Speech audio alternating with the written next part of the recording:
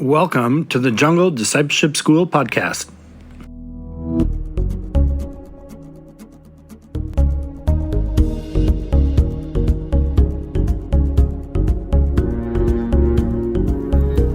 My name is David Small, and I'm going to be your host on this podcast today.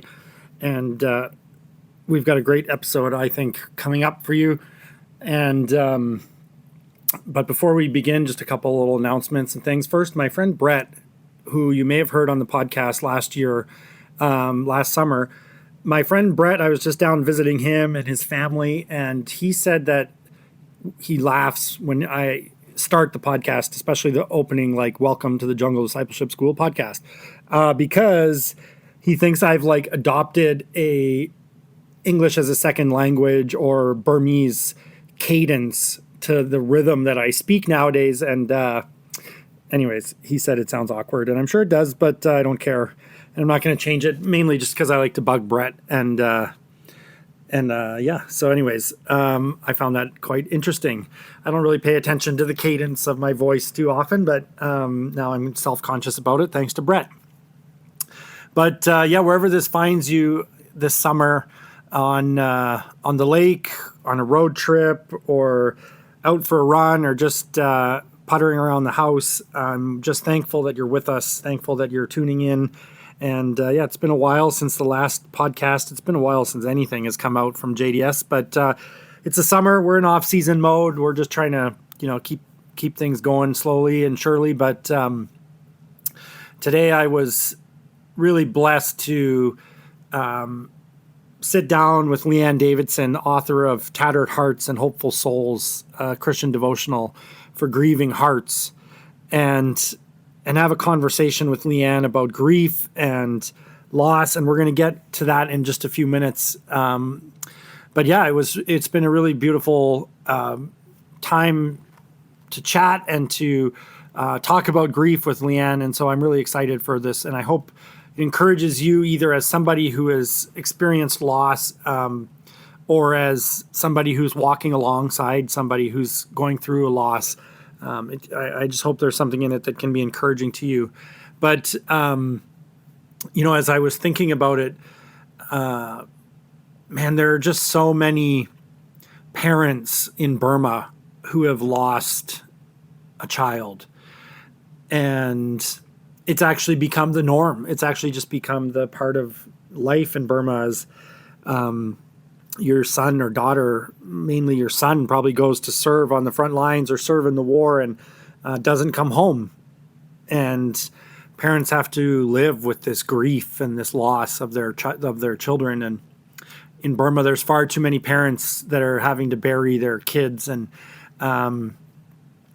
if only there was somebody like Leanne who could come alongside them and just walk with them and share her journey. And that's what she's done in her book that came out this year, Tattered Hearts and Hopeful Souls. And I hope you guys will pick up a copy of this book, because it's a really beautiful book. And I really recommend the paperback version of the book, because Leanne takes some photos and she puts the photos in, it's about an A4 size copy of the book, but it's got these photos that are blown up and full-size photos in the book from around the Kenora area, around where she lives, but also they're just really beautiful photos that make the devotional come alive.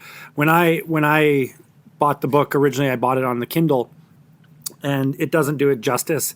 But if that's your only option, then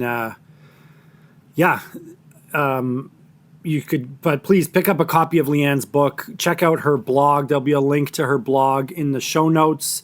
And you can also reach out to Leanne, ask her any questions through her blog, and send her a note about the book or about this podcast episode. But I'm thankful you're with us. I'm thankful you're tuning in. This coming week, I'm heading off to Alberta, kind of my last couple days in Kenora, and then heading off to Alberta. And I'll be in Alberta for the next week, and then into British Columbia, starting my journey moving west, and then continuing west all the way across the Pacific. And within, probably 2 weeks from today, actually, I'm flying back to Thailand. So that's it. Summer is coming to an end.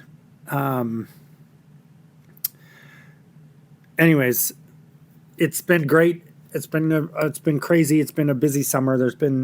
It's felt like more riding on it than previous years. A little more pressure to fundraise and try to increase our donor base, mainly because in the past when I'm with FBR, I have, FBR kind of does their own fundraising for their missions and provides for their missions. And so I don't need to worry about that. I only need to worry about myself. But now the fundraising goals are so huge, and I feel just more pressure on myself to do it. More people are relying on me.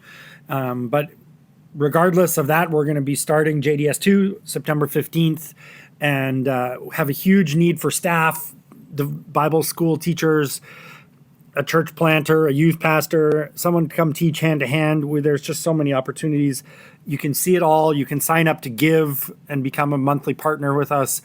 JungleDiscipleshipSchool.com is where all of that can be found, about job opportunities and I say volunteer opportunities, and giving, and how to get a tax receipt for giving in America and Canada. And anyways, sign up to our newsletter, sign up to our prayer warriors list, and send us a prayer request as well.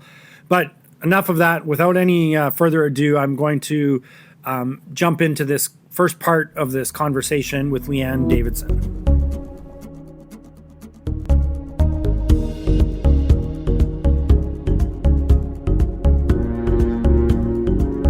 If you're reading this book, it is likely that you, like me, have lost a child, or you love someone who has and want to know more about their grief journey. I wrote this book to share my journey of grief with others, hoping they may find understanding and compassion from a fellow sojourner. To put the ideas and feelings expressed in this book into perspective, I thought it would be helpful to tell you a bit about who I am and how I came to be here.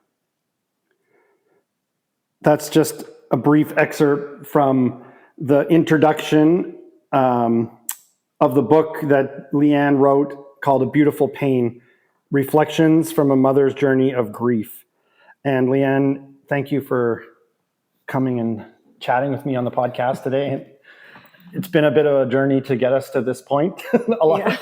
So forgive me for my poor planning. And that's okay. But I'm happy to have you, and I'm thankful for your time. And even more so, I'm thankful that you're willing to share so honestly about a mother's grief and just about grief in general. And so I'm looking forward to getting into that. But just before we start and get into too deep into things, could you tell me and our listeners a little bit about yourself, where you grew up, your childhood, and so we can kind of set the stage there. Okay. I'm 62 years old, so it's, it was a few years ago. It might take me, Okay, so I'm Leanne Davidson, and I grew up here in Kenora. You were born in Kenora? Born in Kenora. Lake of the Woods District Hospital? Absolutely. Yeah, me too. Yeah. And I grew up in a family of, there were 6 of us, 4 kids, my parents. My dad was a commercial fisherman.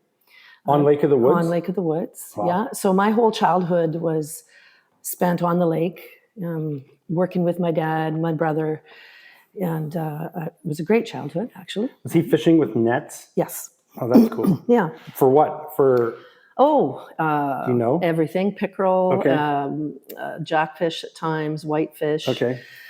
There was a little stretch time I remember as a kid where he was had bullhead nets. Like it just depended on the market. Okay, cool. And so I don't think I realized at the time what a great childhood I had. Being out on the lake all the time, I didn't realize how lucky I was. Mm-hmm. But I was a Christian family, so that's the many years ago. And then in my 20s, I kind of went. I made some wrong choices, some bad choices, and as a lot of us do. Yeah. Yes, I ended up in an abusive marriage. Okay. But that is, God always brings good out of bad. Mm-hmm. in my experience. And I had 2 children as a result of that. And God provided me with a way out of that abuse. And so, yeah, I became a single mom to 2 boys, Davis and Mikael. And then, a lot of a lot of things along the way. But honestly, in my late 40s, I ended up on my own, and I simply remember turning to God and just telling him that I did not know what I was doing. I didn't know what I was doing with relationships. I didn't know what I was doing with anything at all. And I was just going to step aside and let him do it. Right. And, God, I'm sure, was like, oh my goodness, Leanne, about time. Yeah, it took you long enough. And he sent me my husband, Tim, who is the most amazing person in the world. And we've been married for 16 years. Awesome. Right. And so that's where I am now. After growing up in Kenora, you got a degree to work in the education system. Is that right? Yeah. Are you a teacher? I am. Okay. Yes. You're retired now, or you're still? I am retired. Okay. I was a teacher, and then the union representative here for the Catholic teachers in Kenora for 6 years, and then I retired just over 2 years ago. So were you teaching at TA? No, I taught at Mount Carmel and Pope John Paul, or St. John Paul's School. Okay. Yeah. And you taught for 20, you were in the school system for 25 years. Oh, yeah. And yeah. Wow. So, I learned a lot. I mean, both my parents were teachers. And so I can totally understand the life of a teacher and the life of somebody growing up as the son of teachers. Oh, yeah. So, you know what? I think I learned more about myself as a person from the children in my class. I learned humility. I learned to say when I was wrong. Right. I learned compassion. Those kids taught me so much, and I loved the job. Oh, that's cool. Yeah. So where did you go to school? I had a Bachelor of Science degree from University of BC, and then I went to Lakehead to get my education degree. Oh, cool. So the education degree is a 1-year add-on to the bachelor? Yeah. Okay. I went when Davis and Mikael were about 2 and 3 years old. I took them with me and went for the year and got my degree. In Thunder Bay? Yeah. And then how were you managing class and parenting, and like, how did that work? Well, I don't really remember. Perfect. The kids were in daycare. I went to school. I just remember, I just scrambled around and got it done. And wow. Yeah, we made it happen. I remember with the Free Burma Rangers, there are times where, like, for example, the husband goes inside Burma on a mission and the wife stays home with the kids. Usually they try to go as a family unit if that's what they want. But at this time, my friend, her husband was inside and she was home with the 2 kids and just young toddlers. And she said she remembered she slipped in the bath and fell down, and she was fine, but she just was shaken about it because she thought, what if I had like hit my head or something? What if I like knocked myself out, or I was in, and I have nobody. And this idea of single parenting for her, I remember her telling me that story and thinking like, yeah, there's like so much about it that we don't even think about, and is not easy. And so the fact to go to school at the same time is like, no, but I don't think I even really thought about it that way. Okay. It was just something I knew I needed to do something to make myself employable. The Bachelor of Science degree wasn't gonna do it. And I knew, because I had helped out with Bible camp for so many years, I knew that I loved working with children, and it was just a good fit. So I just did it. I didn't think about the hardness of it, or being alone. It was just, we just did it. It's interesting, and I think about at what point did you choose the Catholic school system over the public school system? Was there? God chose it. Okay. Okay. I did work with the public system in an because it's 2 different unions, right? Yeah. Okay. Yeah, it was an alternate high school setting and then I got laid off. Okay. And then I did get a short-term job again with the public board, but then because I was back to supply teaching again, and then a job opened up with the Catholic board and in special education, and that's what I ended up starting out with, and I became a permanent teacher there. Oh, cool. And it was just such a blessing because I was able to share Christ with my students, right, which I would never have been able to do if you were working in the public system. Yeah, especially nowadays, it seems like.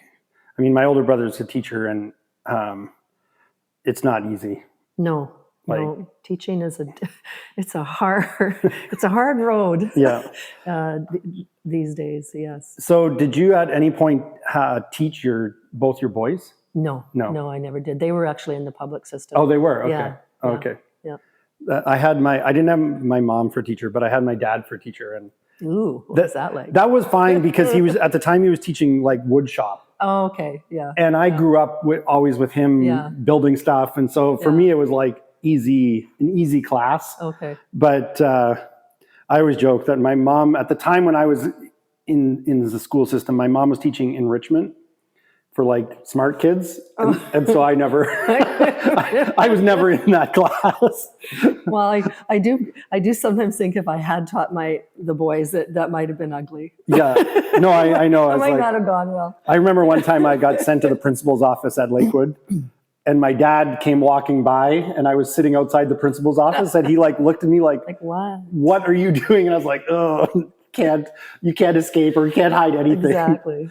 Yeah, I remember those calls. I used to get calls about Mikael, on a fairly regularly basis. Yeah. Oh, yeah. I just want to read a part from one of your books here. This is from your book. A Beautiful Pain is kind of journal entries. Yeah. That you've then put together into the book. Yeah, it kind of resulted from as a spillover from my blog. Okay. And the one on January 26th is called Helpful Words. And I find it really, I really appreciate it, but it just says, when you lose one of your children, there are many things friends and family will say to try to help. How difficult it is for them to even begin to find the right words. Even when things are said are awkward, I must remember they are said in love, and then that's all that matters. A very good friend said something to me that I found extremely helpful because it was so real. When I said I didn't always know how to go on, she said that I would because I didn't have a choice. And I was reminded of that part because of when you're saying about putting yourself through school, you've got the kids, you're just like, you don't have a choice. No. It's just, okay, this is what I have to do. So let's talk about Mikael and his story a little bit. And he died from fentanyl. Yes. Is that correct? Yes. Can you walk us through a little bit of his story? Yeah, I can. First of all, I'm going to tell you that, a little bit about who Mikael was, because Mikael was the person who, when he walked into the room, it was like a burst of energy and sunshine came in. And he had this great laugh. He was funny. Oh my gosh, he was so funny. He would just make me laugh. And he was stubborn and opinionated. Apple in the tree, not too far. Yeah. And his gift was encouraging. He encouraged other people. And actually, it was one of the things that came out more than anything else when he died was the number of people that came forward to say how he had encouraged them, how he had, when you're new at a party and no one is talking to you, Michael's the guy that would sit down and talk to you, and welcome you and make you feel like you belonged and like someone actually cared about you. That's who he was. And he started to struggle with drinking and some drugs in high school. Okay. And it really reached its full force. He had gone away to Vancouver, actually. He was in film school. Oh, cool. He was a good actor, very talented. But that's where things really got a mess. And he ended up calling me probably a month before he graduated, and just saying like, I have to come home. I can't. And we talked. How old was he at that point? He was in his probably around 25. 20, Okay. He was mid-20s. So he came home. He had to. He was, and he began his journey of trying to be clean and sober at that point. He came home and started working with a sponsor, working in the program. So what kind of, I mean, it may be different in bigger cities, but in a town like Kenora, what kind of programs are available to somebody? He would have gotten access He got to? involved in AA. Okay. Here, and he had great sponsors. And so, and then his journey, like he was clean and sober for about a year and a half. Okay. And he had a relapse. And then a year clean and sober, a relapse. So he had relapses. And this is kind of the journey that, yes, very much so. From my understanding, for like someone who has an addiction, it's not like you go to rehab once and you're good for life.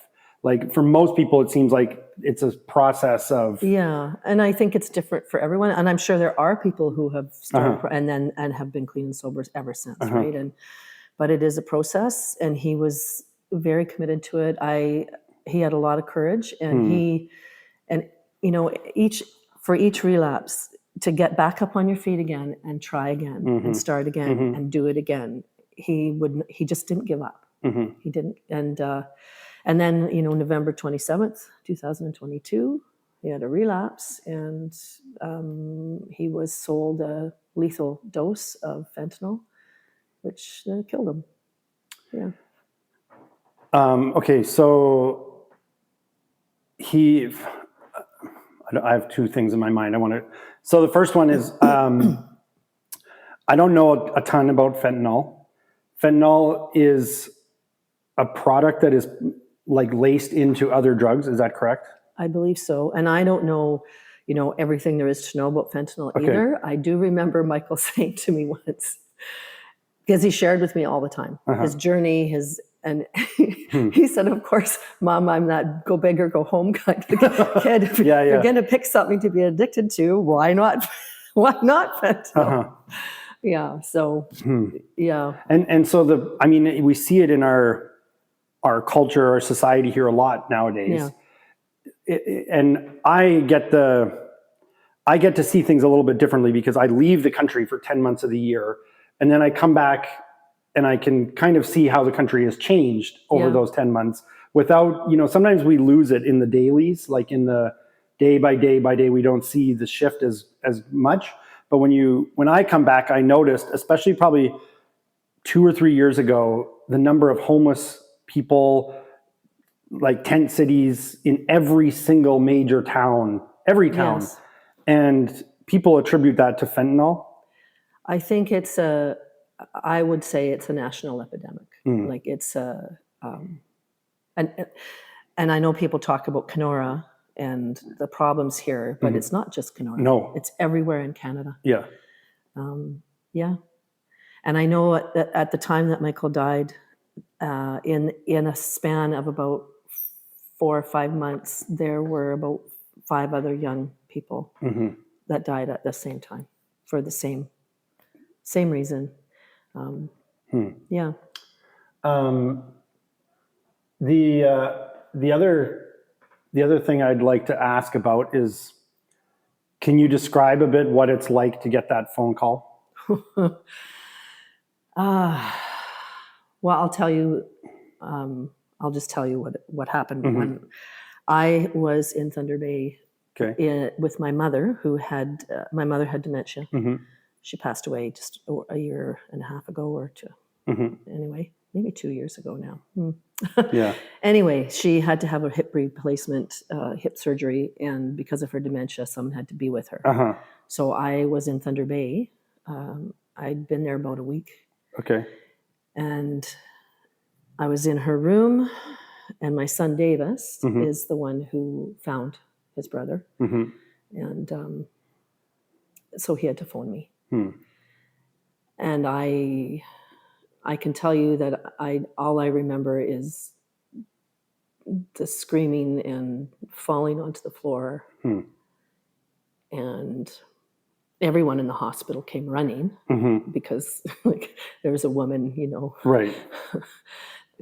crying and sobbing and distraught in this room. My mother had no idea what was going on.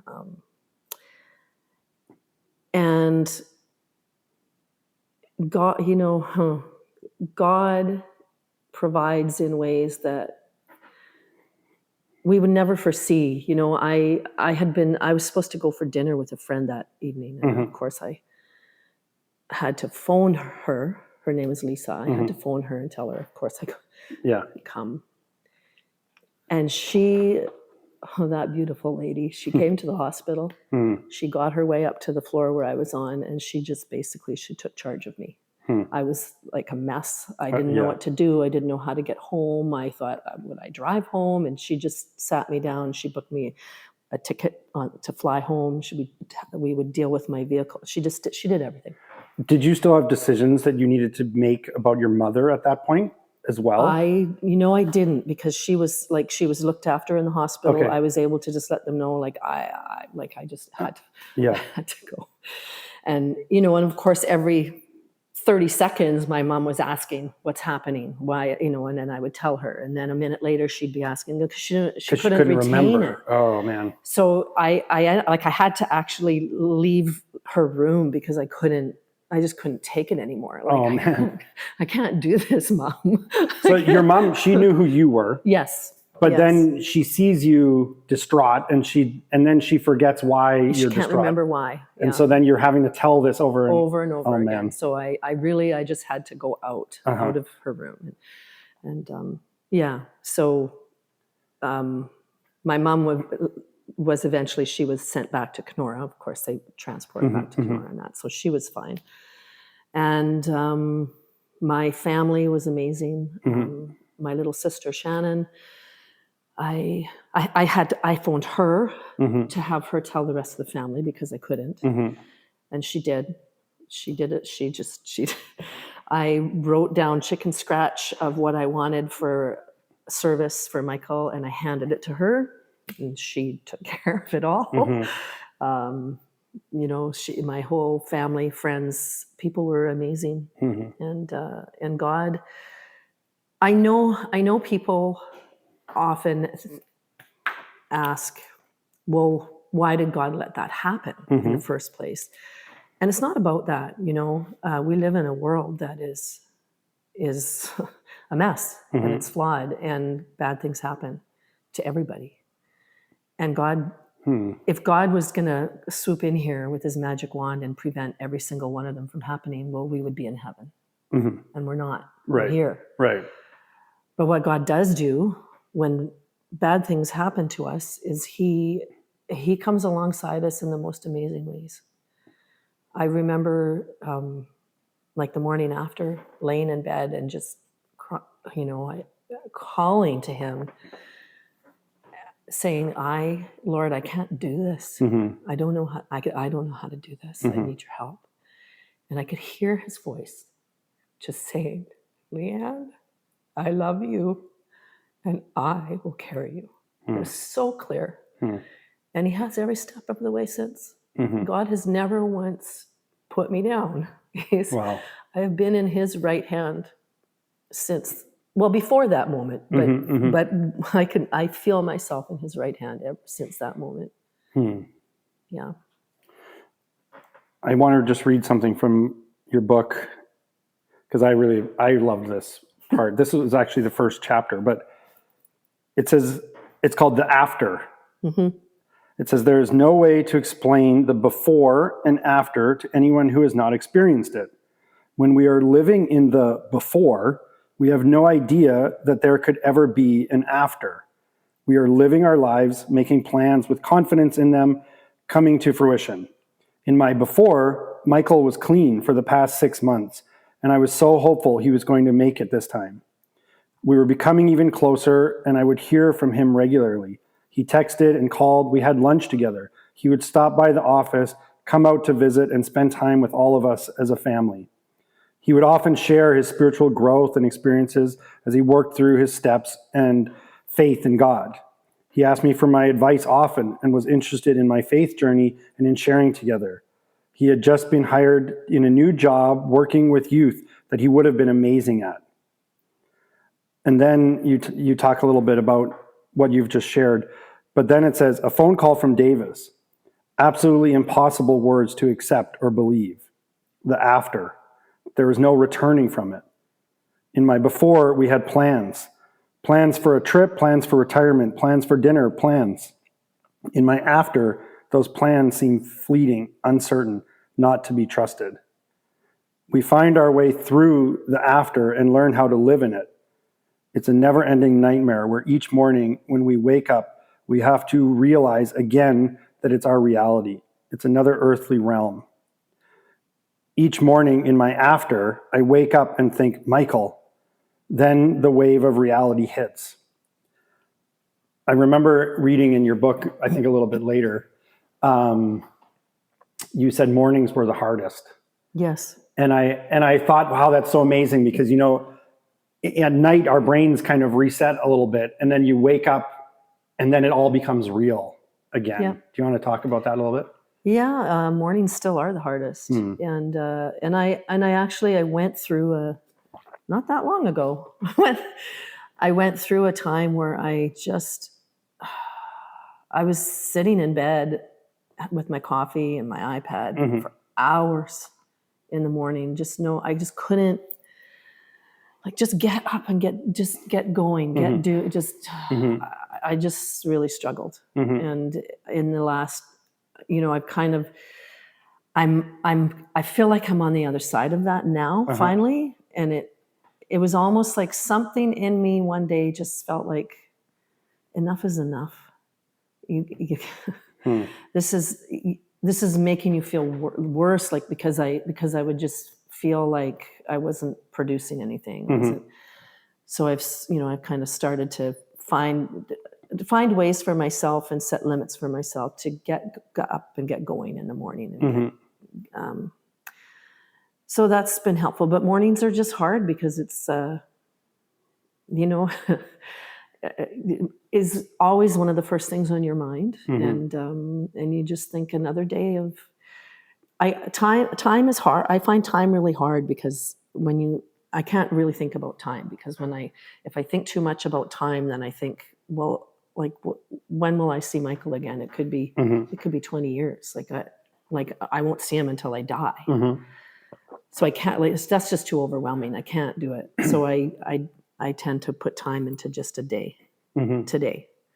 And I think that's okay. I honestly, in a lot of ways, it's probably a better way for us to be anyway, is to just be today. Right. What do I need to do today? What does God want from me today? What's the one thing he would like me to do to show love to someone else today? Right. So that's kind of how I remember roll these days. reading in the book about how you said, okay, I just need to accomplish one thing. Yeah. And you would give yourself just one task each day. And it is something that and in my other book, I mentioned it too, that for people who are dealing with grief, self-care is really hard. Okay.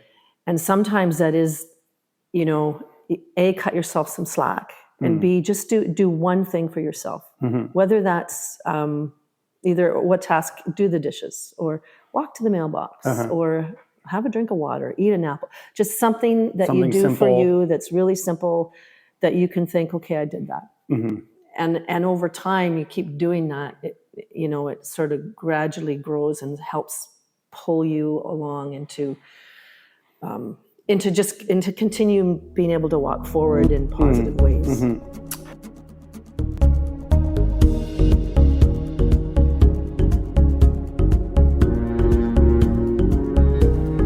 Okay, we're going to leave it there for today, for this first part of this conversation. And there's so much more. And I'm just so thankful for Leanne and her willingness to sit down and share this with us. And chew on this stuff that she's sharing and some of these things that she's gone through in her own life. I just encourage you to take some time to let it marinate in your own mind, in your own heart, in your own soul, and invite Jesus into some of these questions as people who wrestle with grief.